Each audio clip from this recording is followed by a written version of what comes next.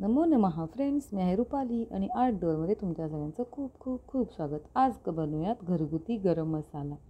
घरगुती गरम मसाला बनवण्यासाठी सगळ्यात पहिल्यांदा मी इथे घेतलेलं आहे थोडंसं दगडफूल, त्यानंतर तमालपत्र.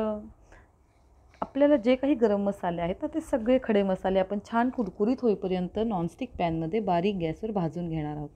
तमालपत्रानंतर मी इथं घातलेलं आहे लवंग. लवंगानंतर आपल्याला वापरायची आहे जायपत्री. जायपत्रीनंतर इथे मी वापरलेली आहे बडीशेप.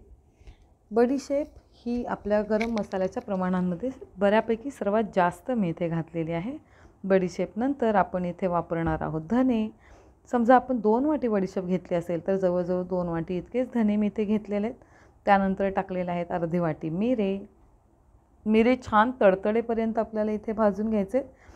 त्यानंतर इथे दालचिनी तोडून मी तिचे बारीक बारीक तुकडे केलेले आहेत. तर ही बारीक तुटलेली दालचिनी ती पण आपल्याला छान खमंग वास सुटेपर्यंत भाजायची आहे. त्यानंतर टाकूयात इथे काळ्या रंगाची वेलची. काळ्या रंगाची वेलची वापरताना आपल्याला ती सोलून व्यवस्थित वापरायची आहे. त्यानंतर आपण इथे टाकणार आहोत आपल्या शेवटचा राहिलेला गरम मसाल्यातला पदार्थ आणि तो म्हणजे चक्री फूल.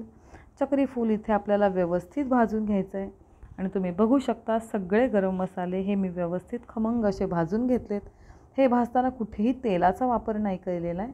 हे अगदी सुक्के आपल्याला कढईत भाजून घेतलेले आणि त्यानंतर इथे मिक्सर ग्राइंडरमध्ये आपलं जे सुक्कं भांडं आहे त्याच्यामध्ये आपण इथे बारीक करून घेणार आहोत. पण मिक्सरमध्ये हे तितकेसे बारीक होत नाही तर आपल्याला पुन्हा चाळणीने चाळून बारीक करावे लागतात. तर ही आपली गरम मसाल्याची रेसिपी तयार.